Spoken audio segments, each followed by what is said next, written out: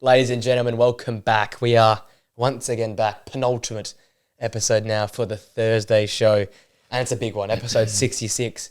Get ready, strap up for a waffle session right now. Oh my God. I had a few things in mind, but some of the games have died off a bit, so it's just most of the league, pretty much every league, just bar one really. Yeah, basically, it's just two geezers sitting here and just having a chat about pretty much about ball. Bit of ball. Don't mind it. We've come on in all blue this week in solidarity with our City brethren. Thank you. We all praise you for for saving us from that Arsenal torture. Heung-min Son, you are the best left wing. I don't know where we had him in our top 10 left wingers, but give an MBE. You know, Mbappe is just, he would have scored that. Like, who cares? Yeah. The real, clutch players miss that. Yeah. So they read environment. They know what social media will be like. So they deliberately miss. Yeah. So, but it's still on till Sunday, so you never know. Never know. We've seen crazy things on the final day. So. Yes, we have. Yes, we have. You can say, and I can say. I've been involved in it and depressed from it. So we're the ones in La Liga now, so we're all good now. Yeah, we're all safe. It disappeared. We're gonna get straight into this week, into our Serie A team of the season, because that's, I guess, the main talking point of this week's show. And you said right to me on last night, is this an Inter Milan Command 11? This is what you told me, because I've tried spreading it around. I don't know about you. I've got 1, 2, 3, 4, 5, 6 Inter players. I tried my best, but I think I've got 6 as well. Yeah, I think. And I had to play. I took over my 4-2-2. I've gone with 4-2-2 as well. It suits the league very, it suits well. It so well. Because, oh my God! Yeah, the wide players again. Like you could put like Pulisic in, but again, it's the more like creative attacking midfielders that have been better, hasn't it? Yeah, you'd always say like the Champions League is sort of like, I know it's not part of the league, but his run the Champions League was a bit rubbish through the middle of the season. He had a bit of a dark, so you thought like the only two I was thinking was like Pulisic or Orsolini. Obviously, Leao's in that conversation, but he had that massive goal drought, didn't he? But besides that, Kvaratskhelia hasn't been that player this year. Most teams play like a 3-5-2, like the best teams. All the good teams. All the good teams, exactly. Play a 3-5-2, 3-4-1-2, whatever. So the way of the future, people. That's what pretty much. Alrighty, kick us off in goal, because this is going to be very obvious, I feel like. I got Sommer in goal, I can buy. There was a couple, like Maignan been pretty good. Yeah, I think Szczesny's had a pretty underrated season for how bad Juve have been, particularly of late. But yeah, just pretty obvious, isn't it? Sommer's been just ridiculous, like for free, and just, I mean, I was very close a couple of weeks ago to having him in my top 5 keepers. I think I mentioned him. I mentioned him.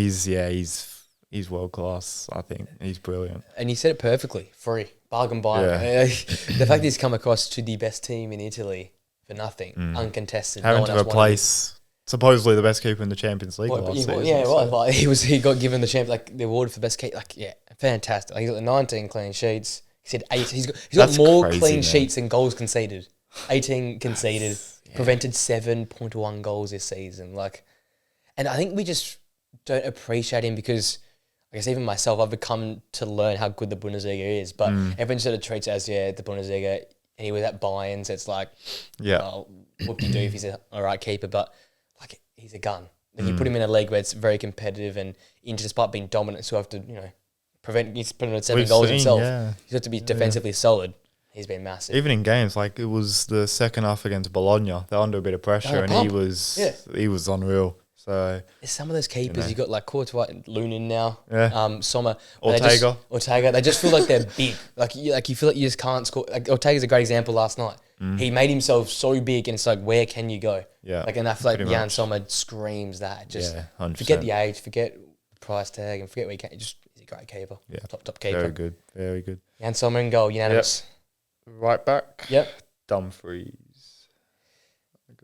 I was gonna have him. I didn't go because of sharing it around. So I went De Lorenzo. He's had an average. Oh, okay. Year. Oh, Jesus. Yeah. That's surprising. I thought you wouldn't have a Napoli player in. I didn't know anyone else to put in from right back. Yeah. I was debating all 3 from Inter. Or Darmian or Pavard. Yeah. Like, Pavard was probably the closest for me out of them. I've really, because he's been so versatile in centre back and right back. Yeah. I just felt like I already had 6. This is the last position I filled in. So I ended up going De Lorenzo, which is really a great pick. What has he got? He's got the 6 assists. He's still been alright. Being okay, but He's been like probably the best of a bad bunch. The best of a rubbish side. Rubbish, inconsistent. We'll get onto them a bit later on, but that has been. But yeah, yours is probably the better. They're going to be. They're going to be a good one to talk about actually. Yeah. For all probably the wrong reasons. I say no positives here this week with them. There's going to be all. Centre backs, I've got Bastoni. Yep, same here. And I've got Bremer. Same here. Yeah. I was trying to think of like Bologna's centre backs because of how good they've been. Trying to fit a couple of them in. Even Atalanta with like Kolasinac, but like they're the two best, aren't they? So these guys separate this up. And the thing about Bologna centre backs is they don't really play centre back. That's the thing. You're not wrong. Bologna, one centre back will be in midfield. It's just like, does it really? It doesn't really. I was like, can I really put one in? I was like, no, I can't really. And obviously, I think Bastoni walks into this team. And then Bremer, considering the situation as well, goes in almost automatically as well. So he's probably like a top 10 centre back. We had him in top 10s. Like, I would have had him 11th. Yeah, I had him. I think I had him 7th or 8th. Yeah, but like, they're still just a different world in terms of on the ball as well. Bastoni, next level on the ball. Like his numbers are great. His recoveries are great. He's got 4.1 recoveries per game on average. Bremer 15 clean sheets for Juventus, man. Like, I know. We're talking about a team that's below Bologna, battling to stay in the top 4. And we know how defensive they are, but still, and he's the leader of that defence, isn't he? Skipper. So. Skipper time, yeah. Fantastic. He's very good. Left back, DeMarca, yeah. So almost a unanimous back line. Pretty much, pretty much. Fix itself. Pretty much. I mean, Hernandez has been good, but DeMarco is just, we've seen the guy in attacking midfield and, just everywhere. So, his numbers, I don't know if you have his numbers there. 5 goals, 6 assists. Yeah. Top 1% among shot creating actions, progressive passes, and received passes. Yeah, and still part of an unreal defence. And still keeps all these clean sheets. Exactly, yeah. I keep saying a lot of players, but this is another one, Euros. Yeah. It's DeMarco even his and the crossing. I think you mentioned it a couple of weeks ago. I think when they played Roma in the wet, I think you said it. Just the crossing is just ridiculous, It just, the whole inter-back line further, though, whatever they need to do it, they do it well. So, like, they need to be good in the ball. They were great in the ball. If they're having one of those games like Bologna, when you need to be defensively solid, in comes Sommer, in comes Bastoni to assist. Like at left centre mid. Yeah, exactly. Like they just always find a spot. And I guess there is, at some point in the offseason, we're going to talk about, I guess, how Serie A seems to be the start of the whole just fluidity system. Because as much as Pep sort of does it with inverting a fullback, in the Serie A, that takes it to the next level. Like Bologna's got a goalkeeper as the last line of defence alongside a centre back, and they've got a centre back going into midfield. And you've got Bastoni on the edge of his own area, whipping the ball into the opposite centre half at the back post to head home. Like that's just we've never seen anything like that. The way of football. The way of football these days, isn't it? It's just mental. My 2 centre mids are Ferguson and Calhanoglu. Yes, I've got Ferguson later on. I've got Calhanoglu and I've got Mkhitaryan as a deep. I've got a lot of attacking players in my midfield quartet in here. Calhanoglu, he's already said it, right? A guy that's never really played holding midfield, but is basically doing it now for Inter. And doing it at an extremely high level, but underrated level. I still feel like if you were to talk about the best 6 in the world, it'd be Rodri, it'd be maybe put Rice in there, even though he's more of an 8. It'd be Kimmich, but it's Calhanoglu is definitely in that conversation for sure. Got the full package. Yeah. He still got goals and assists in his game. I know, he's still, I swear it's like double-digit goals and assists, or double-digit assists. 13 goals in 30 games. And all his passing stats, top 10% for midfielders. So he's not wasteful with it. I think because he's adapted so well defensively, the past where he used to play as more of a 10 or high at the pitch, it just goes to create the most ultimate number 6 you can have, which is unfazed on the ball, solid to a tackle, and going forward, lay the ball off to him on the edge of the area, mate. Good luck trying to stop that. He's a rocket from outside there. So, absolutely locking this team. Good Ferguson. Yep, Ferguson. My guy, Ferguson. Yeah, your man. Yeah, he's changed that entire... That like spine of that Bologna team with Xerxes, Ferguson is just ridiculous the way they've been playing. And, I don't know about Ferguson, but I know Xerxes is going to attract a lot of interest. I think he already is from Milan and I think a couple of Premier League sides. So interesting watch, but come on, they got to stay. I mean, they're doing unreal at Bologna. So yes, I had Ferguson later on, but I had Mkhitaryan in my midfield as a deeper lying playmaker, I guess, as well. He's been good as well, yeah. Him and Kalinoglu almost in the same I don't build. have him in. He's only got 2 goals, 8 assists, averages 7.3 match rating, top 5% impressive carries, top 15% progressive passes received, shot creating actions. Again, this midfield trio with Barella in there as well, who's unfortunate miss out for me. Yeah, Barella is just like they do everything. Like they cover each other so I well. always say that like that pie chart type design, mate, they fill it all out. There's no empty spots in this graph. They good defensive, good attacking, and again, Mkhitaryan, another player used to play on the right, playing the 10, now plays as an 8, and does a fantastic job at it. Must have been Inzaghi, whatever he sprinkles in there. He's a great coach. Oats in the morning, mate. They must just turn him superstars. That's just a good coach, isn't it? Revolutionise these players and that team, I feel like. Yeah, 100%. Unbeatable at the moment. All right, your 2 attacking midfielders. Attacking midfielders. I've got Dybala. Yes. And I've got Coop Miners. Oh, you got him in? I was trying to fit him in. I couldn't get him in. Yeah, I got him in. Good shout. Yeah. And I had Ferguson, Dybala. Oh, okay, yeah. So Ferguson a bit further forward. Yeah. Talk about Coop Miners though, because this guy, my God, another criminally underrated player. My first time properly watching him was the Europa League, and he just took the piss. Yes. I don't think he scored in both legs, but definitely not in the second leg. But in the first leg, I don't think he scored. But he was just a constant. Oh, he was just so annoying because he was bobbing up everywhere. McAllister and Endo just couldn't keep up with him. Yeah. And the fact that he's leaving, I mean, you'd imagine a lot of big teams will be looking at him because the season he's had, I think he's only 27 as well. Yeah, he's just been brilliant for that Atalanta side, and man, it's scary. If he can replicate this at a big club, I feel like he'll be getting a lot more praise. And even for the Euros, he could be a big one for the Dutch. The Dutch in as that well. Midfield, so. Dangerous midfield, that Dutch team. I tell you what, his development's being a very exciting group. Yeah. Obviously, I had Ferguson as well. Speaks for itself. I've had the bromance there all season long. Yeah, you've caught it straight away. I think he might. If Zertsky goes, obviously, Mota looks like he's going as well. He might end up going as well. Yeah, that like team, 24 and Scottish, so British. Yeah, doesn't it scream a Premier League side just coming in snatching? He won Serie A midfield of the year. It's got Brentford screaming all over it, and he probably could do better. But you know what I mean? It's that kind of club which I think would just get see him working in these again. 2 clubs that also have strong likings to, but if Palace and if Bournemouth want to push on, I think Bournemouth Bournemouth. You put him alongside Cook and Christie, 2 workhorses, and let him just go. Even Palace with Elise. Oh my God. I feel like that is where you want to land. Or Brighton. You should be sporting director. Get me in. I'll do the scouting for you. Oh my God. I'll be deserving right hand man there from now on. That's a move I'd like. I feel like we end up in a bigger Italian club, but boy, would it be good to have in the Premier League. He'll make a big move. It's just whether I think both Xerxes and the Ferguson deals will depend on Mota.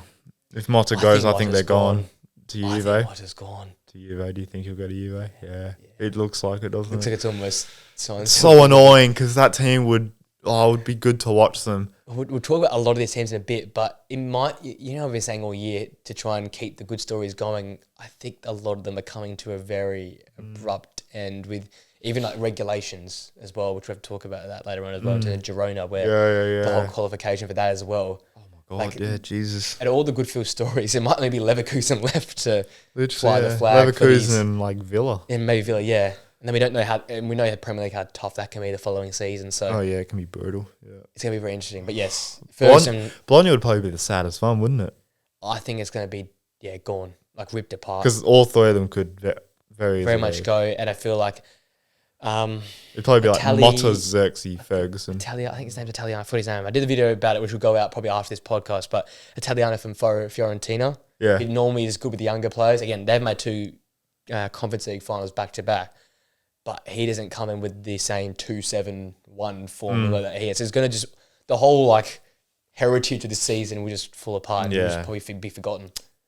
It's unfortunate. But yeah, as you said, Ferguson is so important for that because he links that midfield 7 to the solo striker and Zertsky, and they work so well, almost telepathically together. So he's my number 10. Then obviously Dybala, who's ridiculous. When he doesn't play, they're poo. Bang average, man. They are the most bang average side in Europe. Yeah. Oh, no, generally. Yeah. Like, every time he doesn't play, I don't think they score a goal. struggle. They You struggle know, a lot. they had a lot of 0-0s recently, and a lot of games that they've lost where he hasn't played. But yeah, when he plays, I mean, oh my God, he makes a difference to that entire forward line. Lukaku looks like a world beater when he's playing with Dybala. Lukaku's into some Pele action. Oh my God, yeah. But yeah, even just his numbers, the fact with how things ended at Juve to come back and put in a campaign like this, I think is a credit to him. So the revival of those players, Isco this year, yeah, Dybala this year. Yeah. The return of the old heads just doing some masterful jobs. We got Calhanoglu and Mkhitaryan doing as well. Yeah. It's been one of those years for those two guys. Good. He's outperformed his XG by 3 goals, by the way. That was a stat that stood out to me. Yeah. He's not just scoring like tappings, he's scoring screamers. And great effort. So, yeah. Again, yeah. I mean, it's the classic outside the box, left foot curl into the far corner. Yeah, like pick it, one touch, pick your spot. Get it in there. That seems like a penalty for him. So. Oh, it is. He takes that one touch and then just picks his corner. Yeah. You're not saving it. I don't care who you are. And now the front two, I think will be unanimous once again. Martinez. Xerxes. Oh, no, I didn't have Xerxes in the end. Really? I put Vlahovic in. Oh, really? Yeah. Oh, Jesus. For the start of the season, I think it just can't So no Xerxes? I know. Damn. No that's your boy. One Bologna player. That's your boy. That's my boy. I converted you and I've left him behind myself. I'm stunned. I know. He's left me speechless again. Caught him off guard once more. Caught him off guard again. Another rabbit out the hat once again. Vlahovic. Yeah. Damn. I feel like the start of the season, you can't ignore that just incredible run. He was keeping pace with... You know my thoughts on the red cards for me. Yes. It's petulant. Well, yeah, that's the thing. You take the performance out of it and you take the whole character, it's probably not the pick. I know he has scored a good amount of goals. 16 goals, 4 assists, 30 appearances. I just think recently, maybe it's a lot of recency bias, but I feel like it's been a while now. He has missed a lot of decent chances. Yeah, he has. He's someone as well that isn't outperforming his XG. He's going worse than his XG. He's 18 XG. He's at 16 goals. So, yeah. Someone that's below that, which is a key point as well. Because he's that clinical strike. Like that's his mold. You would classify him as that, wouldn't you? Yeah. So if he's missing chances, what is he? Yeah. So maybe you're making me change that. You're reverse like I've left him speechless. I just think his start of the season was electric. It was, yeah. And when I think of strikers, and I think of the Serie A, you think of those two. I feel like because they're the guys that are bagged this season. If I think about building a squad, obviously. Xerxes probably goes in number one. He's the youngest. He's the most talented striker. But yeah, very interesting. Damn, I thought guaranteed your man was going in. But no, Vlahovic's start of the season was, I mean, he was keeping Juve in the title race, so-called, you know. It was the 20-game title race. Yeah, I mean, it lasted well, and then they've not even going to make top 4 now, it seems. So, you know, it's just mental, you know. So, but yeah, I mean, you can't really argue. I mean, his start of the season was, even his, you know, sort of Christmas, January was good. It's sort of been the last probably maybe 2, maybe 3 months. That might be stretching it. 3 months, you can say. Yeah. It was that first red card over the Jan period. Yeah. And he missed a few games and they just fell apart. Yeah. And it was like, and then they've never recovered. He's never recovered. No. Them as a team. I should have actually checked when his last goal was. 16 goals. I'm sure we were saying similar numbers early in the year. I swear he was on 15 for a long time. But you're right. He has missed some big... I think back to that Napoli game where I think Napoli beat Juve at the Maradona. I think it was 1-1. 1-1. He hit the post. Had he had a chip. He hit the post. He had one as well where I think he was right in front of the goal and he just blazed it over. Yeah, it was one of those games like, the Vlahovic. And even in the cup, mate, you know, Allegri ball subs him off and Milik scores. Yeah, Milik goes in. Milik should be in. Milik cup top of home service. Last week he should be sold. I remember I think it was the season. Yeah. There you go. And obviously Xerxes. He's spoke about him. Big money. Oh, well, I mean, it's a big ask, but I really hope he stays at Bologna because seeing these small teams like Stuttgart and these clubs would in the Champions League with these teams with a bit more would just be so good, but it just doesn't look like it's going to happen. But wherever he goes, I just think he's going to be a big one to watch. I'm so happy they called AC all those weeks ago because it looks like AC the front runners. That's been Fabrizio's been, you know, he's been. Speed dial. I swear I saw something like Bournemouth or something. Oh, that's a fantasy for me. Let's if he goes to Bournemouth, you have to find it and clip it. You have to put it on. I have to go back and because that's a mad prediction. But I might have to go watch Bournemouth now. How much would he even cost? Like 40? I think beyond 40 now. I think beyond 55 and 60. Because the fact that AC, Arsenal, and United seem to be the front three runners, what I've read. United. Yeah. They're in it. What way to ruin someone's career. Bring him to old Waterfall at Old Trafford there. The theatre of streams, yeah. That's a classic. One of the TikToks hilarious. Like after the game, he's like, "Forget title races. We've got one of the 4 great wonders of the world. Well, we get cancelled. It's like Waterfall at Old Trafford." Like, that was the TikTok and the internet is fucking gold for that. Internet's undefeated. Internet was unreal for that. Honestly, it was so funny seeing that. So funny. Forget a title race. You can have a waterfall. It was so funny. Where's Anfield's waterfall? I didn't see Anfield's waterfall. Yeah, because our owners at least somewhat care about our ground. Yours just completely disobeyed it for the last 10 years. They just left and rock up. Literally, just fucking Glazers, honestly. Stinkers. We could actually, surprised Todd doesn't walk to the door and start I know. chat about Glazers now. You'll find out whatever chat about Glazers anyway he wants to. He's out the window. Yeah, he just peeped in to the corner. Someone said Glazers? He's hearing his slides and he's listening. Got his Norwich scarf on, locked in. All right, there you go. There's our team. I'm going to run over them one more time. Who's the manager, would you say? Ooh. Would you have it as Inzaghi? Motta? Inzaghi or Motta? Allegri? Yeah, Allegri. We'll park the bus. We'll sit 7 behind it. I want to go Motta. Stuff it. Yeah. I just think for the gap, it's just got to be Inzaghi, doesn't it? And the football's just been, true. and the clean sheets, the goals. It's just got to be Inzaghi. I'm still pissed at him. He didn't beat Atletico. That's the only reason, man. Actually, Motta. Yeah, fuck it, Motta. We could have had the Inter Real final I wanted this whole time. They would have gone easy on the draw. Yeah. They would have knocked out Dortmund. Yeah, they wouldn't have bottled the home leg. Yeah, they would have. Yeah. I think they would have. If they'd beat Atletico, they would have cruised. Wait, would that no? They would have played Dortmund, wouldn't they? No, so they would have Dortmund and then beat Dortmund and then beat PSG. Yes, yeah. Easy. Easy. Oh my god, them at their best. Jesus, they would have been in the final 2 months ago. Yeah. Bloody. Okay, we'll put Inzaghi in there though. You're still Inzaghi, yeah. Yeah, we'll back him in. My team 11. So I got Sommer in goal. Yeah. I got a back 4 of Dumfries, Bremer, Bastoni, and DeMarco. I've got 2 sort of holding midfielders in Calhanoglu and Ferguson.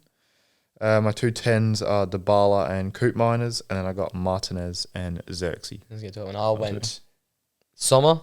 I went Federico DeMarco from the left, Bastoni and Bremer in the middle, Di Lorenzo on the right, Hakan Calhanoglu and Mkhitaryan in midfield, Lewis Ferguson and Paulo Dybala, I guess the wide 10s, and then Lautaro and Vlahovic. So we had 8, I think 8 of the same 11. 8. And I forced my right back to be different for the sake of it. Yeah. And I might have had stink with Vlahovic. And then, yeah. I'm still a bit shocked by that, I'm not going to lie. He's on him. He's on him once again. There you go. Let's quickly stay in Italy. Actually, might as well stay for a while here and talk about what's going on in Italy. Yeah. Atalanta have gone under the radar a little bit. I was a bit critical on them a few weeks ago, I think probably wrongly so, because they're actually, by the time this goes up, they would have finished the Coppa Italia finals. We'll find out the result for that one there. And they won it. And hope most likely won against Juve, let's be honest. Then a Coppa Italia final. They're in a Europa League final as well. Yeah. Because they could cause history and beat Leverkusen there. So God. That's really a win-win. If you lose, who cares? You get forgotten because they're the best team ever, Leverkusen. And if you win, oh my God, beat arguably the best team ever. It'll be the greatest season in their history. Exactly. Sure. And they're now in Champions League position after they beat Roma 2-1. They could have battered them in this game here, 5 or 6.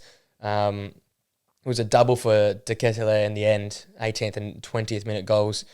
But boy, he hit the post. Had ball hit the post. Koopmeiners hit the post. And Pellegrini scored a penalty, which I think was a really soft penalty. But yeah, it was. All being said, Atalanta's run right now is, I think, incredible. I think they've gone 4 or 5 games unbeaten currently. Yeah, they've been good. 7 games unbeaten. So there you go. 7 games unbeaten in Champions League positioning. If you're going to go Champions League and potentially a trophy in a final appearance. Oh, what a season. What a great season. That would have been the dream season. Jesus. You couldn't have asked for a better season. Just on the game, I was really disappointed by Roma. You highlighted it, I think maybe, I don't know if it was last week or at least a couple of weeks ago, about De Rossi and whether it would just fade. And by the looks of it, you bang on about it. It just looks like, the result, 2-1 to a good Atalanta side, okay, but the performance I thought it was pretty poor, to be honest. They didn't really offer too much. Conceded 2 quick goals. I don't know, it was just a bit disappointing with how bad Juve are. It could have been a bit of a close the gap. Good point in, yeah. If they won, we would be having a completely different conversation. But absolutely. they just didn't. Kind of look like they were on the beach already. And it's like, why? It's just like worrying. The whole freedom we talked about initially. Again, the new manager bounces what it looks like now rather than the freedom. That's disappeared. They're sort of averaging 5 and 6 shots a game. Yeah, you're 40-odd% possession. These sort of numbers are short-term fixes. I can say that from an Ole Gunnar Solskjaer type manager. It works at times. That sort of 40%, a few shots, counter-attack. But I just don't think. And again, Dybala's not missing, and you're so reliant on one player. Yeah, like how we were so reliant on Bruno Fernandes. If you're relying so much on Dybala to bail you out, and your defense isn't holding up like it used to, like conceding 2 goals in 2 minutes, that makes me question their mentality. Are they there? Are they on the beach? Are they switched on enough? Like you're talking about like Mancini at the back, experienced play, the goalkeeper's Fila and goal. The whole team's a pretty really experienced. Solid goalkeeper. You expect this side to not concede minutes after you see the first goal, and to the way they basically walked the second goal in as well. It was put on a plate for the Kessler, and I'm thinking, this is screaming, worrying times, and I guess it gets covered up because of how poor Juve have been, and because how Napoli are stinking it up, and because Fiorentina are focused on Conference League football. If we go and Roma don't have the excuse of Europa League football, and Fiorentina are focused on the league, and Napoli have a respectable season, they're in 8th, they're in 9th. Yeah, that's where Jose was. But yeah, you bang on about it. I mean, they sacked Jose for what we saw was pretty much something similar to what we were seeing under Mourinho, and you take out the comeback in the second leg against Leverkusen. They've been poor for a good month and a half, I'd say. They haven't really played this sort of football we saw in the first couple of weeks under De Rossi. It's pretty worrying, because at the moment it looks like heading into next year they're going to go backwards. Yeah. If they don't make significant improvements to the squad, and even De Rossi as a manager, we don't know. Yeah. Yes, he's a legend of the club, but that only takes you so far. We've seen it with a lot of managers. We've seen it with Man United. We've seen Chelsea. It at Liverpool. We've seen it everywhere. Barca, they were going to get rid of arguably the greatest midfielders to ever play for their club. So we don't know. We're not sold on him. So he'll get the first probably 2-3 months of next season for us to fully know. Yep. And then, depending on where they are, decisions might have to be made. Gotta be honest, the clips back of when Jose's done different clubs, it always coming off my TikTok page now, thinking you got rid of a legend. You got rid of someone who just got rid of someone done. Just knows how to win. Someone who won you a trophy the first time in ages. It's actually stupid when you look at it, because you got rid of someone that what you can. It might not be everyone's cup of tea with how he plays, but the Roma fans loved it. So at least you can bank on that. The fans went against it. Our fans love him. Yeah. All right, we might not be overly satisfied with what we're seeing, but you know what? The fans love it. Let's just go with it. Let's just see how we go for at least the end of the season. Yep.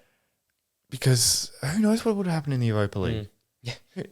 If it's 2-2 and you got Mourinho or De Rossi, who would you want? Especially how you'd want a winner. Game. Yeah. So you sacked a winner and you hired in a guy where you don't know what he is. You don't know the style of football he wants to play. He might speak well in his press conferences or in an interview about the football he wants to play, but it's easier said than actually going out and setting a team up. It's not, again, you said it right. It's not comparable for the fans, but like we said last week with David Moyes with West Ham, it's sort of like you sort of dug your own grave if this goes poorly. You've sacked a manager that won you a trophy a few years ago and went to a final and has gone to finals with so many different teams. For someone that's an inexperienced, a stopgap, and then giving him a contract. Now it's just you've that's your journey you've picked. You got to live with that now. And I just think, and I'm more here for De Rossi improving. I'd love to see him, improve and show us he's got something. But you're right. There is no style of football right now. There is no clear ideology. And maybe the squad's not good enough. But in terms of in the Serie A, there's a lot of squads that are in worse positions. And I'd rather be in Roma's position than a lot of different squads right now, which are all over the place and futures not known. At least you know that most of these players are coming back next season. Like, at least you got that. Whereas Napoli, you have no idea who's coming back and who's staying. Juventus, same thing. Don't even know who the next manager's going to be. Exactly. There's so many different. 100%. Yeah. And you're sitting there. If they get it right, then it could go very well. Yeah. But it's just the thought of if this goes the other way, with like what you said, with how many other question marks there are about other clubs. It's like, yeah, I don't know if we made the right decision here. So I think the thing with De Rossi, I think he's a good manager. Yeah. You don't ever walk into the dressing room and go, oh, fucking hell, De Rossi's out. Like, oh my God, De Rossi, like I want to learn off him and stuff. But can he coach? Yeah. That's a whole different thing, isn't it? So we'll see. See how it goes. So. And I'm going to say a lot over the next 4 months. Right now is a massive time for manager movement. We're seeing managers almost not leaving their clubs and people locking in. And we think maybe Tuchel might end up back at Bayern. Yeah. Motta looks like he's locked in to Bologna. Pochettino looks like he's staying at Chelsea now. He's turned around with Chelsea. Like, as much as we thought it was going to be chaos in the manager market, it might end up being only 3 managers available, and one of them might be Jose. So it's going to be like, do they get him back? Yeah, what's going to happen? You know what I mean? There's not many managers left that can. Yeah, no, there's not. Like Amron looks like he might end up staying out, Sporting for another season. He is staying. And you've got Sebastian. Fucking Stuttgart's manager. Hoynes is probably going to He's staying. He's already signed a new deal. West Ham have already secured Lopetegui, which we don't agree with, but Moyes probably won't go again to Europe because he failed already in Spain. So that's an interesting one, actually. I think he'll probably stay in England somewhere else. Oliver Glasner does look like he's staying at Palace now because Palace got 100 million for him. Iraola signed with Bournemouth, so there goes 2 managers that could have gone back to Spain and back into Europe there. So it's looking like clubs are putting their guards up and saying, no, we want our manager. Yeah. So if you're in the market or needing to make a change early next season, you're screwed. You just got to look at it. The one of the biggest clubs in the world, Bayern Munich, can't even get a manager at the moment. No one's and it's Bayern Munich. Like, if you're any other club, you got no chance. Because it'll be Bayern, and then it'll just be take your pick. Yeah. Like, and there's not much, And even Bayern, like, went to Ralph Rangnick, and he said no. Like at this point, Graham Potter is probably a favourite. Jeez, Graham Potter's still around. I just don't know who else they could even go for. It's probably Tuchel and then Potter's next. I blame Klopp. Klopp caused this. He had the butterfly effect of him bloody did, retiring. He's all turned things upside down now. We don't know what the hell's going to happen.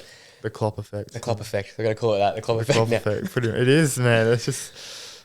It's kept us interested. But I tell you what, I said to Tots on the Monday show, those 3 or 2 weeks after the seasons are done, before we get into cancel Euros, it is going to be a mad scramble. Player signings, manager signings, huge. Front office moves.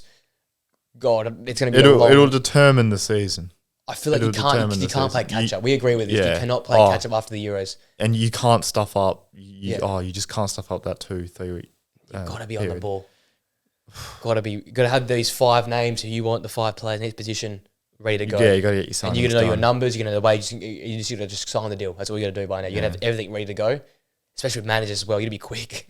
I mean, in a perfect world, you have it ready to go. Teams should already know players, plan Bs, how much money they want to offer. Like, but obviously, it's probably not like that at a lot of clubs. Trying to get a manager in is just the hard bit. But I mean, it's chaos. It's going to be big. It's going to be big. You could name probably 6 clubs from every league that need a big window. And we will be I will be going through a lot of teams rebuilds this summer. So it's exciting though. Like, honestly, it's going to be exciting. It is going to be even exciting. As a Liverpool fan, I'm actually excited for it. Like, I feel like the world of football, just in general, next season is going to be great because we're going to have so many fresh faces. In so many different new environments. We're going to see new kids in the block in terms of the big leagues. We're going to see big clubs trying to rebuild from the bottom up. it's going to Yeah. be, and we'll have the Farmers League with Man City dominating again. Yeah. We'll keep in Serie A quickly because I want to talk about Napoli. Now, I listened on one of the Italian podcasts, and it's now officially the worst title defence in Serie A history from Napoli. I'll take you through a few of the numbers here. 9th in Serie A, 13 wins, 12 losses, and 12 draws and 11 losses, 51 points. No win in the last 5 games. Another new manager coming in next season. Osherman Gone. out. Looks like Kvaratskhelia, and the body language on the weekend versus Bologna was awful. Yeah. Like, again, they didn't play too badly, but I tell you what, Bologna, another team, you scored in the 9th minute and the 12th minute, and the game from there felt like it would never go back That's to when Napoli you as know, well. though, when you don't even play that badly, but you're still getting absolutely just, like, you don't even look like winning. That's I think the thing. Bologna was fine to, give up possession because Napoli did nothing with it. They didn't play badly, but they didn't look like winning. So It was bad. The body language was bad. Even these guys in the podcast said as well. You can tell everyone's checked out. There is no focus, no drive. We're talking about a team last season that lit the league alight, like tore it apart with the way they played their football. made it look like not even close to each other. Not even a No one got contest. close. And this year, it is so far from it. 51 So points. far. Like, it's the drop-off's been...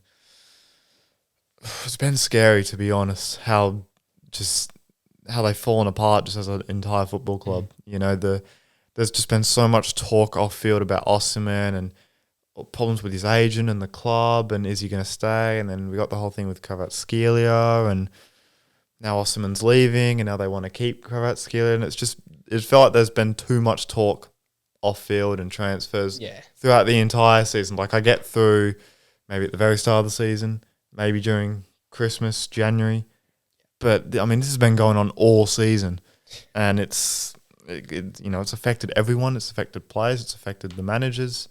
It's affected the hierarchy, the fans, and it's just it's such a bad situation there at the moment. I don't even know where to start on them.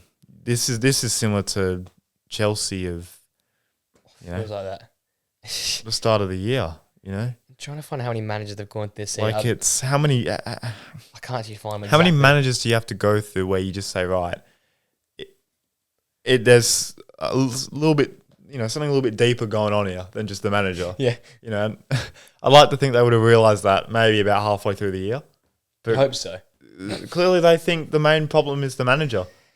I'm going to try and I don't know how I'm going to find it. But I think they've gone through 4 different managers now this year. Napoli managers. Like, I don't know how much blame you put on the players, but I don't put like a hell of a lot, because how are you supposed to find any consistency, any relationship with the manager if they're changing every 8 to 10 weeks? We got Rudy Garcia from until November. Yeah. Then Mazzari was there for like a week or so to fill in.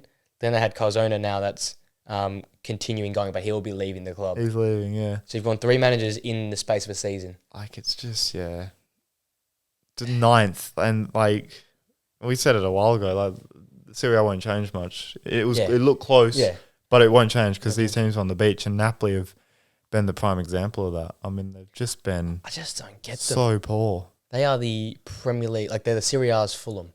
Like, they just will put up a solid display once every month, and they give me some false hope. Like, all right, they've beaten that team 3-1. They've had 20 odd shots. Osherman scored a double. Kvaratskhelia assisted 1 or 2. And you're like, okay, mate, they might be back. They might be good.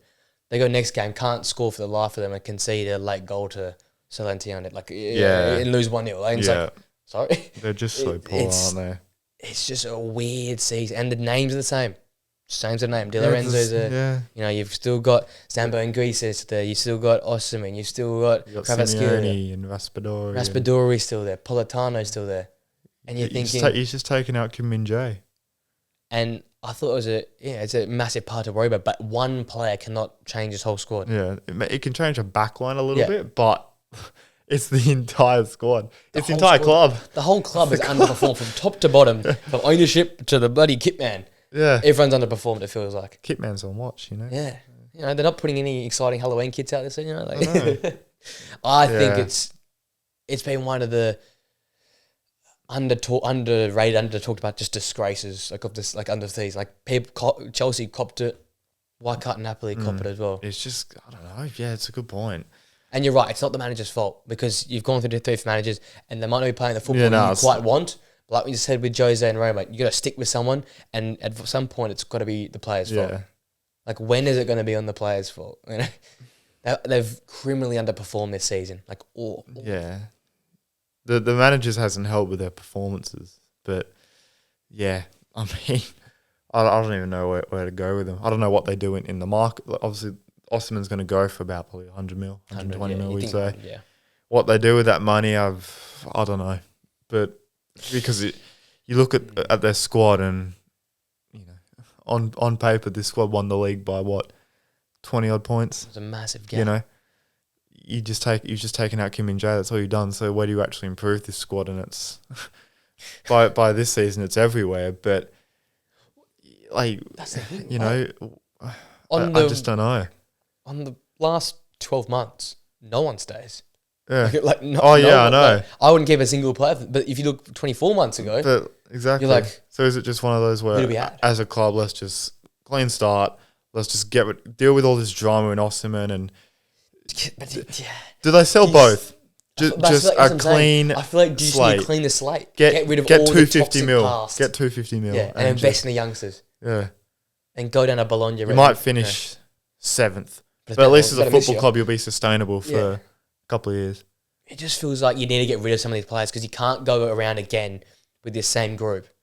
Like, it's just you mad can't how quick that.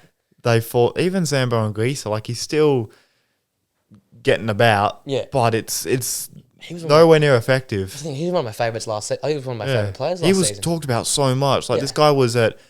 Well, he was at some Prem club, wasn't he? He was at Fulham. Like 3 or 4 years ago, you know, he was just an average player at Fulham. And he was tearing it up in the Champions League as part of a team that was smashing everyone. A lot of people thought they could go to a final. Yep. You know? But, months. And now they're just fucking... I don't know. There's something... I don't know if it's literally just from what we've seen is what's like Osimhen and everything, or if there's something deeper going on. That's why I just think there has to be something else.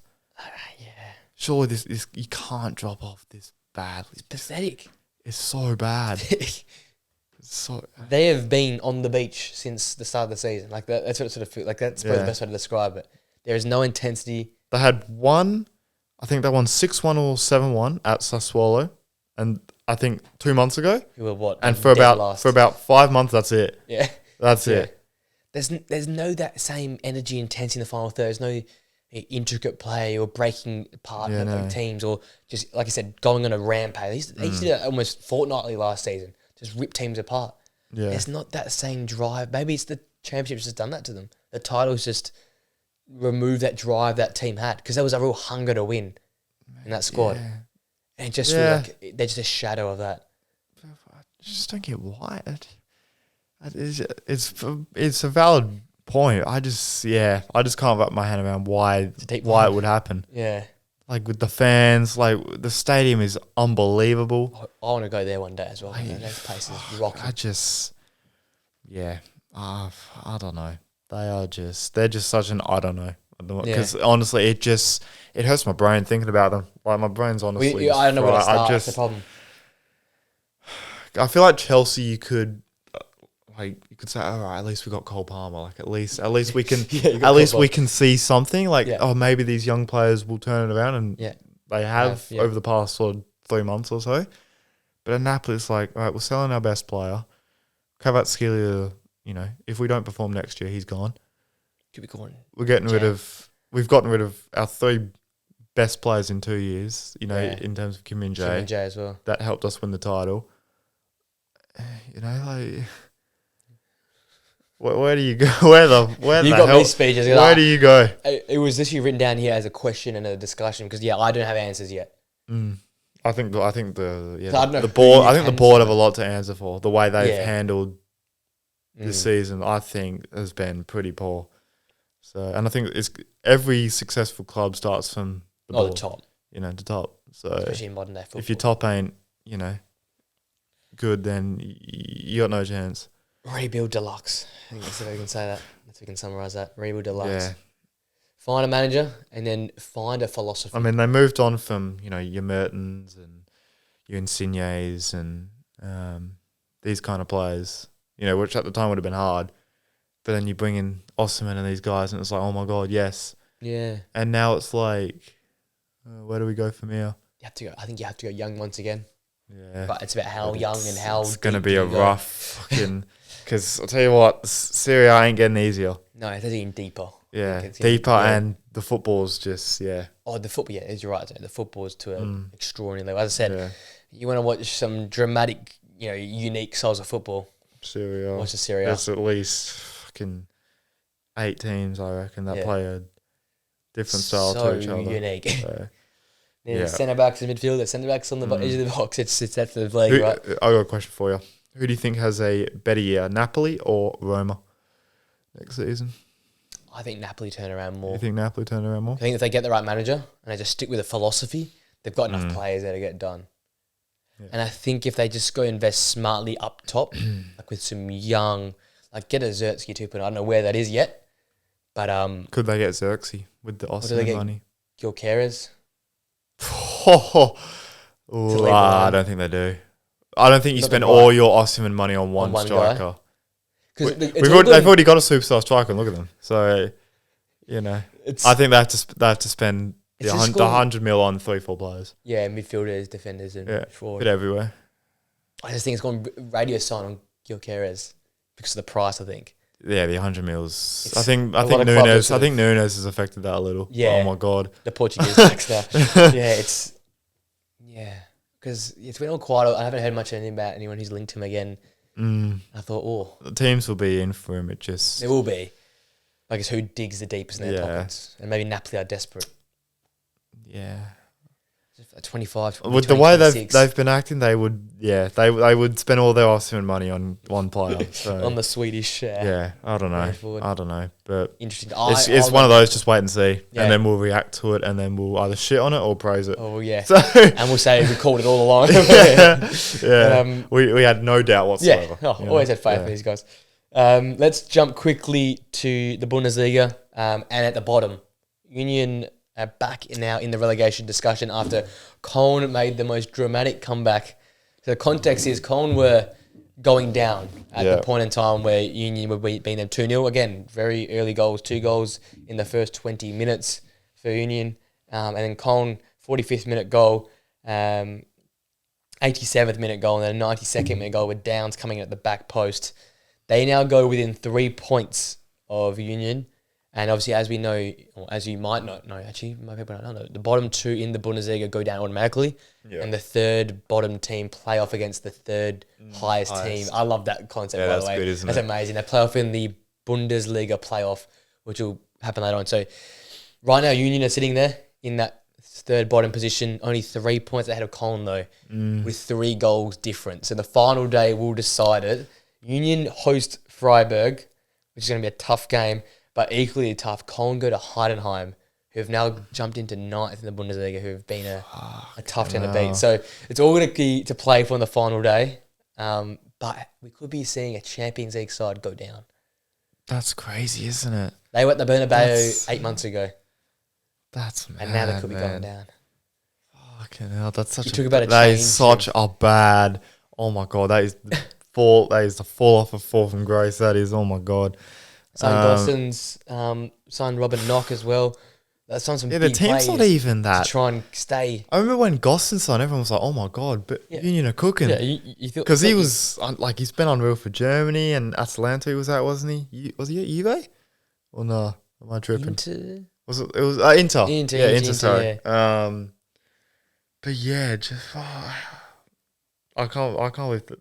It's been a story I followed a lot this season. They've been sort of floating, but now that they lost to the second bottom and now they're potentially to go down automatically, it just becomes worrying, right? Oh, of course. Some of the names, let's have a look here. Robin Knock back there.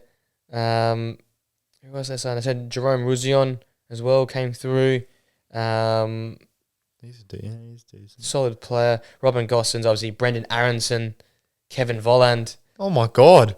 Like, you've got some serious experienced Bundesliga, like people who know the league Brendan Aronson, he could be one of the most overhyped Bro could get relegated back players to coming through. Like, I remember when he went to Leeds, everyone was like, oh my God, the Yeah. next big thing. He flopped. But he didn't really do much. Now he's at Berlin, and I haven't heard anything. He hasn't fired a shot. So there you go. That's the news and that in the Bundesliga. And by the way, St. Pauli got up from Bundesliga to the Bundesliga. Yeah. Jackson Irvin, the Aussie talent. Is it Cam Metcalf as well? And Metcalf as well in that team. So I saw them. Good on the Socceroos. We need more Aussies. We need some more of that. We need more good stories. We need to prepare us for the World Cup. So I'll be there. I'm making sure. I'm going to be there for that World Cup. 2026. Oh my God. Gone mental in the United States. When the Socceroos play, it's so good, man. Get up for the Roos, mate. Get up for the Socceroos. But yeah, that's good sign there. And I think that's their first time up in the Bundesliga, I believe, Pauli. So yeah, American owned as well. It's another one of those. Yeah. They're coming American through, man. clubs, competing with the Saudis now. Yeah, that's good. But for that's so worrying. For Berlin, very worrying. And Cologne may be a great story if they can get up into the playoff spot and then win the playoff.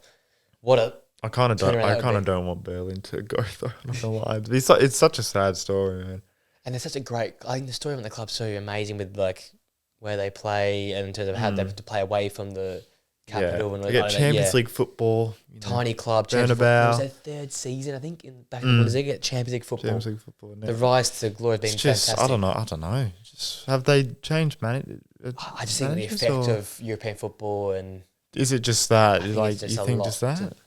Conquer with. Hey, it's tough for a lot of teams to deal with a lot of that sort of stuff. They're a small club overachieving a lot. Oh yeah. And now they're back to reality a little bit. Hopefully that they've still got a decent amount of money from the Champions League that won't affect the entire structure of the club too much. So hopefully, if they do go down, hopefully it'll be a quick bounce back. So yeah, let's hope. That's all from Germany. Obviously, Leverkusen won. What's new? They're on 50 wins now. So. It just continues. I love how they just had to score in the 90th minute. Oh yeah, add another stoppage time goal. Honestly, man, that's the 20th stoppage time goal. I think they got the set. Yeah, they're one off the Invincible, and 2 off football heritage history, glory. Yeah. Forget the Ferguson clock thing. It's just Jabi Alonso in his sweater now. That's gonna be the new logo. And then the conversations begin. Are they the greatest football team we've ever seen? Cue us on August 10th, a week out from the season starting, talking about best teams ever, and we'll talk about Leverkusen. Oh man, it's genuine debate. It is. It's a genuine debate. Oh, I can't wait we got a month worth of 3 games a day for Euros. Someone tweeted the other day. He put the schedule out. You've basically got 2, 3 or 4 games a day for 30 days straight. See, international football is brilliant when it's like this. When it's the bullshit friendlies, when it's the first month of the Premier League season, you just want to watch Premier League. Yeah. And then the nations and all them rubbish shit friendlies come in. It's crap. No one wants them. Get rid of them. But when it's like this, have it every year. Oh, I saw it. Players will retire when they're 24, God. But Oh, I cannot wait.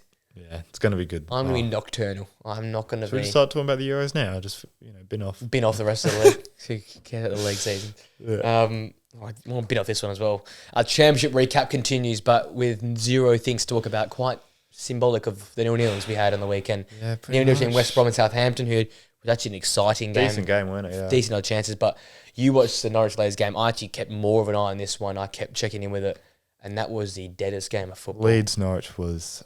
fucking dreadful. There was a combination of like 10 shots. It was dreadful. I mean, the best chance I can remember was, I think it was Somerville. He cut onto his left, but he was never going to score from that angle. I'm going to give a bit of credit to Leeds because they have been leaky a lot lately. True. So I appreciate and respect the fact that they just wanted to tighten up a little bit. I was more annoyed by Norwich. I think it's not that they didn't go for it, but it was just lack of quality. I think it was a fear from both sides. I think to your point, Leeds have come in off this bad run. They didn't really push for it. Again, away from home, I guess it's understandable. They want to go home and just win the game at home. But then Norwich, home leg. You got the first leg at home. Got to capitalise. They just didn't look like they actually wanted to and win Leeds the have only lost, 1 game at home? Yeah. Two games? One game. That was recently. I think it was 2. Southampton and Blackburn, was it? Blackburn, yeah. 1-0, yeah. So you're not really playing the odds, what I mean? Well, so... so it's advantage Leeds and Southampton. But yeah, I was a bit disappointed by Norwich, but you know, I respect Leeds a little bit in terms of how they set up. They were Covering up a bit more cautious, weren't so gung ho. And yeah, you know, they've got Ellen Road now. So I back them to win that one. I think they should cruise. Yeah, the other game, I just saw the hearts for the other game. I thought it looked pretty entertaining. Yeah, it looked all right. Yeah, Southampton had a couple of decent chances early. Yeah, I think West Brom grew into it. Again, Southampton will probably go in the favourites coming back to the home leg. 100%. Yeah, but again, West Brom just find a way a lot this season to nick results. So they had some decent chances as well, so they can get out. They created enough, but not again. The quality wasn't quite there. Yeah. Whereas Southampton's chances felt like they could find. Yeah, they probably should have scored in their first half. I think Armstrong had a 1-on-1 saved, and then Armstrong was in. I think yeah, was it Armstrong? And then he had a volley. Yeah, I think it was something like that. But I felt like the first half they could have been 1 or 2. Second half, I think West Brom grew into the game. So evened out. Yeah. But I think Southampton will be fuming. They just couldn't take a 1-goal lead. It's quite weird though, talking about the championship 0-0 draws. Like it's like we hyped the playoff up. We're like, we cannot wait for this, and then just had 2 stinkers. Dead. Rotten first legs. Saving it for the second leg. I guess. Something to talk about next week. We're going to save it for next week. Quickly want to talk about Betterton La Liga literally for a minute. They won against our boys Almeria, who put up another great fight. 3-2 result. They're going down swinging, aren't they? They're going down swinging. Fair play to them. It's unlike Napoli. Napoli should take some notes on Almeria. You know? They showed the live ladder on the highlights package, and Almeria, it's just the gap just gets bigger and bigger. And I'm like, huge, like, why are you showing that on the highlights, man? Just like so disrespectful. Luca Romero, our boy, came off the bench and scored. Yeah. He's back after that pretty bad head injury. Yeah, the injury there. But this game's all about Isco. Fabulous game. Goal and assist. Get this man to the Euros. Pressing from the front as well. This old man pressing from the front. Does he start? Euros?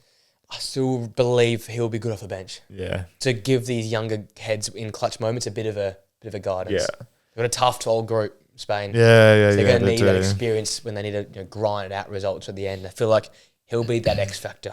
That guy to play the flint spinning ball to get the team going on the counter attack. Yeah, he's the perfect 60th minute sub. Bring him on. If you're 1-0 down 60th minute, if you're winning like 70th minute, like 1-0. I think if you're losing or winning, he can manage a game and he can win a game for you. Yeah, he's been unreal this year, hasn't he? I mean, if he didn't have that injury, he'd be well in the conversation for very, very close. League Player of the Season. So, good on him. Good on him and good on Betis. Back into the Conference League positioning after, again, when he was out, they dropped like a shit. I mean, fair enough. He's their best player by an absolute mile. Country mile. Close, so yeah. I've got a few things to get through here. So we're going to touch on, I guess, the stories of the season, which we've all touched on, I guess, but just giving some context. So, like, this whole new gen of football, these new gen managers, we've got Xabi Alonso with Leverkusen taking them from 6th to 1st. Bear in mind, he came in when they were in the relegation zone. Yeah. Girona under Michel from 10th to 3rd. But let's worry about them next season in the Champions League in terms of their qualification now. Bologna with Motta, winless in their first 5 games. Takes them to 9th. Now, 3rd this season. Aston Villa in the relegation zone. And saves them to 7th. Now they're going to the Champions League next season in 4th. And then Brest as well is on the team. I saw in this graphic I found the other day, 14th to 4th this season and going to Europa League football, looks like. So, great stories because of great turnarounds, but the problem's going to be next season who can continue that. Because, as I read, Girona, because of the City Group ownership, actually can't qualify until City sell them. Bologna's... so they can't... They cannot actually possibly go in because City have the City Group has 2 vested interests in the competition. So they have to sell. They have to sell them. And do they want to sell them? Probably not. Probably not. That's like getting Savio, they're getting all these players from it. So that's hopefully they can find somebody to get in the tournament. Okay. That'd be a Devo moment. Bologna looking like they're going to lose Zertsky and Motta, potentially Ferguson as well. Yeah. Stuttgart, look like they should stay together, most of them, but again, can they go again with European football? Yeah. We don't want a Union Berlin thing with them. Aston Villa, I think we have more fact they're a bit more of a built squad, and Brest as well, a team that's notoriously bottom to mid-table. So, out of all the Goodfield stories, it'd be interesting to see who stays. I think Leverkusen and Villa are probably the most likely to. Yeah. Stuttgart look most stable, but I really feel for Girona and Bologna. Yeah, I just have a lot of confidence in Stuttgart because, like, at least they have that. Like, they've won the league. Like, I know it was a long time ago, but at least they've won the league. 5 league titles. Yeah, 5 league titles. Like, they've got that kind of aura in a way about aura them. legacy, Like they know sort of as a football club what it means to be in these big competitions. Absolutely. Leverkusen, I agree. Villa as well. Yeah. I think Villa can. There's danger. A bit like Newcastle, where they'll do like a shock. They might have a shock big win against a team or something. Even Leverkusen, that's going to be. I mean, how good are they going to be next year? You just don't know. But the threshold's already so high. I know. How good are they going to be? There. So, yeah. Sad about. I'm worried about Girona a lot. One, because you lose Savio. I'm worried about Bologna. Bologna's the danger one. Yeah. You're losing the heart and soul. I mean, you're losing. Motta's more than. Would you say more than likely, or is probable? I think he's 70 to 80% gone, which is just which means right now. Xerxes or Solini. I mean, Did he take players with him as well? Like, yeah, it wouldn't shock me. Yeah, I wouldn't be surprised if he took 2 or 3 of them with him. Why not? Took some of the core. Yeah, I mean, I imagine Juve would have a bit of money to spend. Should do. Sure. So I worry about Bologna. I think they could be a bit of a Union Berlin. Maybe not as bad. Could be worse. Yeah, it's a big watch.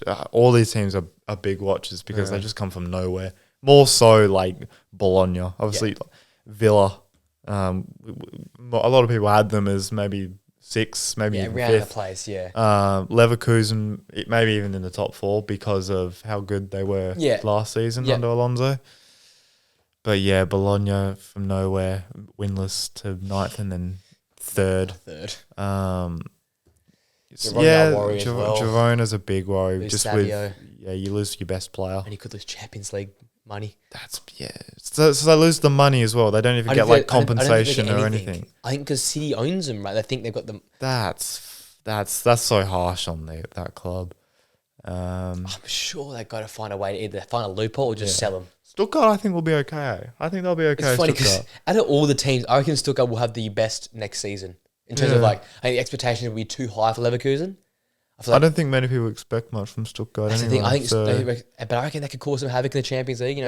Bit of like that team that that he's caused a bit of problem here, or like a Dortmund perhaps, not obviously as deep as Dortmund but like surprise. Maybe make a round of 16, a famous win in the round of 16. You know? They could. I feel like they've got, and it look like they've got the same sort of group coming back. Hopefully, yeah, they should do. I mean, under contract players.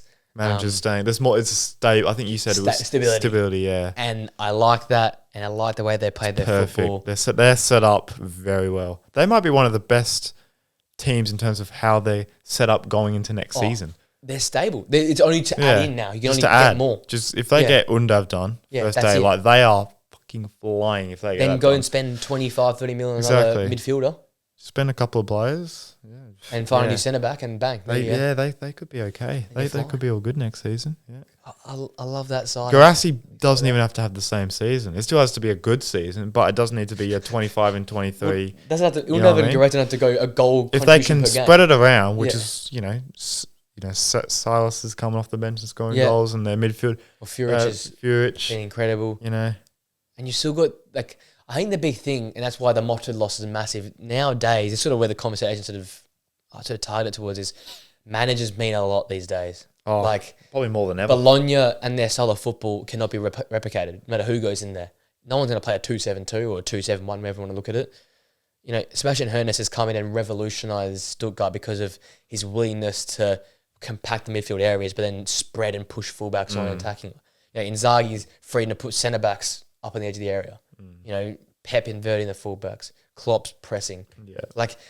You lose managers, you lose identities, and then form disappears. And even Napoli, we've lose seen a manager. You lose that identity, you have one of your worst seasons. Yeah. So I think that's why I have faith in. I probably Stuttgart in terms of expectations versus what they'll probably get. I think they've got number 1. I think they'll overachieve once again next. I'm going to put it there really early. I think they'll be the biggest overachievers amongst this bunch. I think Villa would sort of just be around there again. I think they might do a Newcastle 7th, go drop out for a year and then come back the next season. They're going to join that big group now, and with Chelsea coming, with United hopefully returning, with Newcastle hopefully returning, Brighton might be back. It might just be a year out for them. Yeah. Bologna, I'm very worried about. Girona, I'm very, very worried about. Yeah. And then Leverkusen, it just was like, what the expectation to be to go unbeaten again? Impossible. It's such a mystery, yeah. But yeah, I think they'll just. It won't be to the same level, but I think they'll be good again. Do you think they'll win the league next season? Because Bayern are going to make some big signings, you know it. They're going to splash their cash on some ridiculous signings. I think they'll win the league next year. Okay, so my big call will be Stuttgart will be better than this year, and your big call is Leverkusen will win it next year. Yeah, I mean, to be honest, I'm just a Bayern hater for whatever reason. I don't know what. I actually like Bayern as a club, but for whatever reason, I'll sit on this couch and I just turn on them. I hate them, but then I put them in top 10. Yeah, check out their players in top 10. So it's just a hate relationship with a bit of love here and there. But I'd love to see. I said a few weeks ago, Stuttgart join that title charge. I'd love to see them just mix with the way in there amongst the big boys. Maybe had like a Dortmund and a Leipzig. Just get all 5 of them in. Yeah, you know what I mean. It is the best league already as it is. Let alone if you had more teams in the title race, I'd be. Oh my god! Imagine if that title race was close. Oh god! Delivering at one end, exciting football at all parts of the table. Yeah, it's delivered. But there you go. Those teams, we obviously talk about a lot of them all throughout the season. So we know the sort of stories, but interesting looking forward, right? They're going to be a big, Ooh, that's good though. You come back to us in maybe 4 or 5 months, 2 months into the start of the season and see how they are. Where they're all sitting. Yeah. Are they all last? Yeah, Bologna. Bologna dead. It could be bad for them, eh? I hope not, because that's. I mean, as a club, what can you do? Like their hands are tied. Yeah, you can't do anything. These players in the it all rests on Motta. Yeah. It's on one man. That man. That goddamn man. If he stays, then you'll be fine. Yeah. Probably have the same conversation maybe as a Stuttgart, maybe a bit less. Yeah. Because of probably quality of players and just a bit more aura. Stuttgart have probably been there and done that a little bit more. Yeah. But yes, if he goes, could be a big clear out. Trouble time. Could be huge. Trouble selling club. We could be there next year as on the bench. Get me there to play right centre bench. I'll play just to the right of the manager. I'll sit there on the bench and just have my big hoodie on and just zip it up, and I'll warm up the boys in pre-game. A little one-touch pre-game. So you got to do. Couple of rondos. You get paid for it. So yeah, I'm there for it. He's getting banked, man. We'll load up with Bologna, mate. That'll be no one on the wage, but anyway. Fly here on a Wednesday night and then film this and then... Lock in. It's fine. We'll film it post-game at the stadium. We'll just set ourselves up. I think we get decent views. Alrighty. To sort of close off this episode, obviously tonight, the recording this is the Coppa Italia final. Now, I don't know if I told you this before. Did you try and go even from both sides? Or you didn't go? We'll see how you go. Let me see how much we got. If you can edit it or not. But we're going to go combine Juve, Atalanta. Okay, no, I definitely 11. haven't. No, I haven't. I've got 3 Juve play. Okay, stay with it. It's all good. I've got more Juve, so we're good then. We'll be good. So we try and preview this game. There's not much hype around it right now, I think, because Juve's been so poor. I haven't heard anything on it. Yeah, and again, midweek. I'm not sure about the midweek final, but hey-ho. By the time this podcast's going out, we'll know the result. I'm going with an Atalanta 3-1 win. Just out there. Stole my score. I'm going to go... Don't say 2-1. 2-1 merchant back. I'm going to go the typical Juve 1-1, and I'm going Atalanta on pens. I like that more, actually. More exciting. There you go. Yeah. There's our prediction now. It's Juve. It's got to be a boring draw or something. It's got to be something like that. Yeah, they'll grind it out. Oh, actually, Allegri masterclass. It's got to be an Allegri, 1-0, Milik off the bench again, 95th minute, mate, heading it home. Timothy Weah just so-called shot across the goal. Lands at Milik, who's like looking the other way, and hits it off the back of the head. And then there's absolute scenes, and Allegri signs a 5-year extension. And Motta stays at Bologna. So. And all things are returned to normal. The status quo. I'll start us off. I've got a goalkeeper. I'm playing a 3... Oh, he's going with the 3. A 3-3-2-2. Jesus Christ. I've got no width at all in this team. I've got 3 centre backs, 3 central midfielders, 2 attacking midfielders, and 2 Thiago Campbell over here. I'm just going with the box. I'm just going with 4-3-2-1. Yeah, I don't mind it. No, 3. I had to get the best players I possibly could in the team, and as such, I'm getting more Juve for some reason. I got in goal Wojciech Szczesny, as you said at the start. Probably the 3rd best keeper in the league. I got him as well. You got him as well. I had Sommer written in. Probably not Sommer. I had Sommer. I looked and I was like, what the We love Sommer a lot, but not that. I have Chesney as well. and goal, So actually, I have 4 Juve. Okay, yes, I got 6. You got 4. Still fuck? even.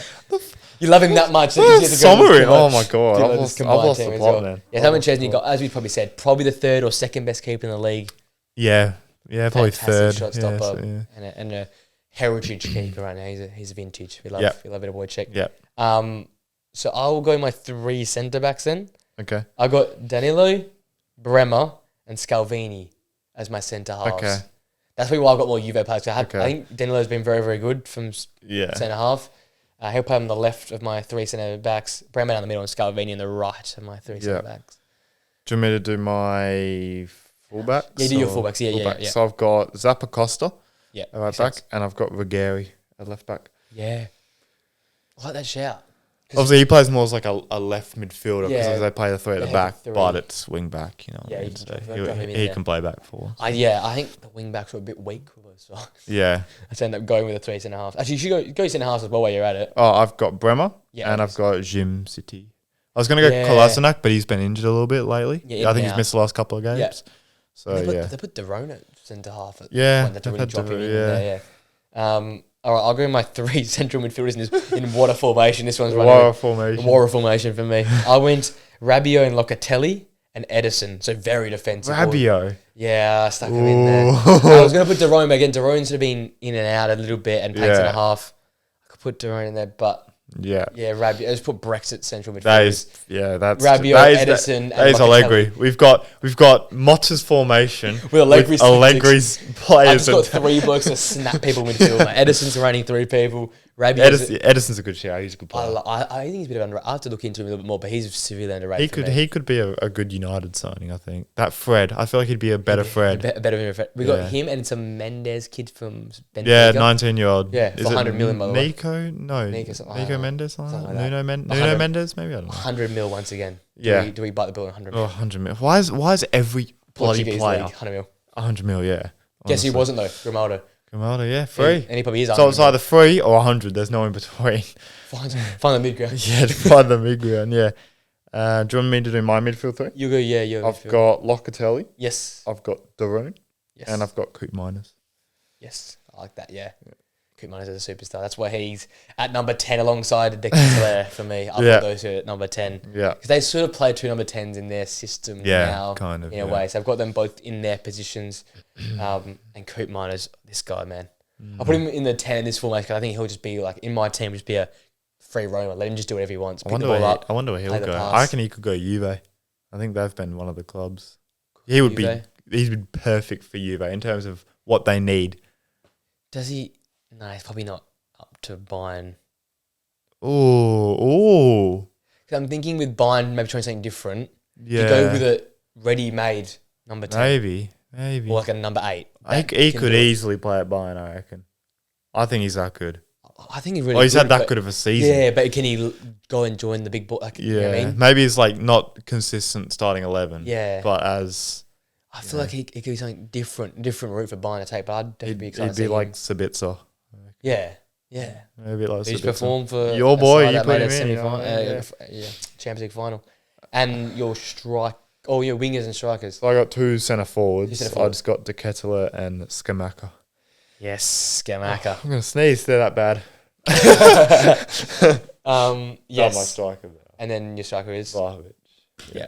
I didn't put the Scamacca in. I put Adamola Lookman up top. Oh, yeah. With dynamism. And I put Vlahovic up top as well. You love that word, I've noticed. Dynamism. Love that word. Because he's quick. And it's, other than saying fast, it sounds like you're an idiot. He's fast. Yeah. Dynamism. Intellect. Yeah. On the Monday, you're saying we'll fast. We'll say fast. But on Thursdays, Dynamism. Dynamic. Unreal. Mobile. Versatile. There you go. There's some words for you. Put that in the press index a bit. There you go. Big cup final, as I said. Who's the manager? Woo! Right now, I think you got to go with. But for my team, for your team, it's got to be Allegri. Yeah. But for my team, yeah. Who's the manager? I'm gonna go for my team. I'm gonna go Allegri. Yeah. I'm gonna go the 6 defensive, 3 midfielders and 3 centre backs. they're going to be just Brexit and just defend. Yeah. And then I'm going to get my 4 up top to just be, just do the X factor, do the parts of brilliance. Do what Vlahovic did in the start of the season. Yeah. Because Koopman is with Vlahovic and Lookman, and the Catalan, that's a centre forward, mate. You're not stopping us. This team's going to the moon, mate. Yeah. Yep. Winning Champions League this team. Oh my God. Winning games 4-0. It'd be like Liverpool against Milan. It'd be like, how the fuck did this team win the Champions League? How did they get here? What are you doing here? How did you don't belong. Imposter. You know, get manager. You want Allegri as well or no? You get the Atlanta manager. Who's currently under. This is so bad that we're even thinking about it because we had Allegri top 10. But like right now, I mean, you know, he's got them competing Champions League. They're in a European final. I think Atalanta's manager. Play more exciting you football. know, they beat us, so you know, respect to him. You know, I got to respect him. He completely and utterly outplayed us for, you know, 160 minutes. 160 minutes, I'd say. We had a good first 20 minutes in the second leg. That was it. Besides that, he completely outplayed us. So ended the farewell tour, basically. Pretty much, he actually did. He was the end of the farewell. Thanks for that. Nob. There you go. Cup final to talk about. So the next week we'll be doing our La Liga. One, isn't it? I think it should. And we might come back for maybe one more in a week or so's time after everything settles down with the cup finals being finished. But I think we'll just do the Liga wrap-ups next week. So we'll do La Liga team of the season. We'll wrap up the final days across competitions. Championship. We'll do championship playoffs. It might be a very short one. We'll find another educational corner segment. I couldn't think of one this week, but we'll find one next week. So we'll probably aim for another sort of hour and a bit pod there. Yeah. Then we'll go in a bit of a hiatus and we'll come back to recap. Yeah, we'll quick recap all the cup finals, the DFB Pokal, Champions League final. I think the DFP that'll be like a 2-minute one. Actually, no, it'll probably be longer because we'll be talking about Leverkusen. We'll about them winning their 54th game or 53rd game, either one. And where they rank. So we'll do it for that as well. FA Cup final we did then done as well. A lot more to talk about. So we'll probably have one more next week. Bit of a break. We'll come back once again. Yeah. Sum up the season, and then we'll be gone for another few weeks, and we're back for. I think we'll go everyone on the couch for a Euros potty. Yeah, I like that. Maybe the night before the Euros, we can all sit together and just discuss things. Night before, oh my God. The time is almost here.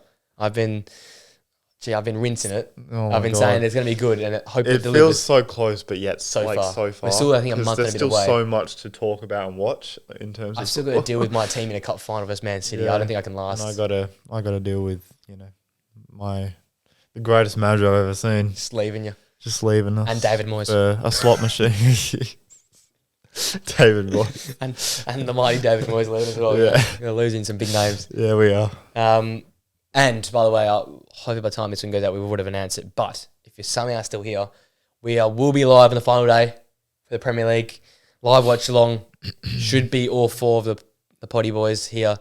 If not, we'll find someone to fill in. But we should have all 4 of us in the couch. Our first watch along in a long time. When was the last one we did? Was it Liverpool Arsenal? Oh, Man United Tottenham. Man Tottenham was the last one. You and Colby was here on the couch, and Flynn didn't turn up. So Flynn turns up this fraud. time. Yeah. If he doesn't turn up, we'll fire him from the podcast permanently, and we'll get a new guest. Don't worry. And he'll be here. It's it's the potential of a title. What a title race for us. We got to make sure we have something behind the couches when City win to just absolutely start playing Blue Moon out of the speakers. I might have to bring some I don't know, fireworks or something in here. Just party poppers and just getting going. Premier League trophy to Premier League trophy. Sorry, Flynn. Sorry, no, I can't do it because I know your pain. I know your pain, man. I told him in my privately today. I said, now you know what Liverpool fans have felt for the last 6 out of the last 7 seasons. It's painful. Being second best, then people discredit your season. It is exhausting. It is painful, and then you have to sit and listen to people say your manager is shit because he's won 1 Premier League, and it's like, I get it. Football's about results, and I completely understand it. But oh my God, just look at each individual season. Like getting to 99 points and not winning the league is just. I don't know. Join me and Nathan for this video about Jurgen Klopp in about a week's time as well. Because I was going to make one, but you might as well come and sit with me. We can talk about it. Yeah. Because I'm going to make a video about that and use this example of how Arsenal fans are moping because their rivals couldn't win for them. talk about us never winning for you versus Man City or, you know, Chelsea. I could say so much on Klopp, but we'll save that for a video. We'll save all the managers. I was going to talk about a card. We'll talk about all the managers, I guess, in a few weeks' time. But interesting to say. Thank you, mate, for coming back on. All good. Another week, another dollar. All good. We'll see you guys next, as I said, for the end of season wrap for the leagues. Yep. And I'll see you guys for the video probably very, very soon. Until next time, guys, have a good one. 5 stars on Spotify, Apple Podcasts. Like, comment, subscribe on YouTube. Get us to 1,000 by the next time this podcast goes. So why not find us another 500 subscribers? Thanks for all the support, Racing, and the analytical reaction videos. That's much appreciated. And we'll see you guys. Big up the Palace fans.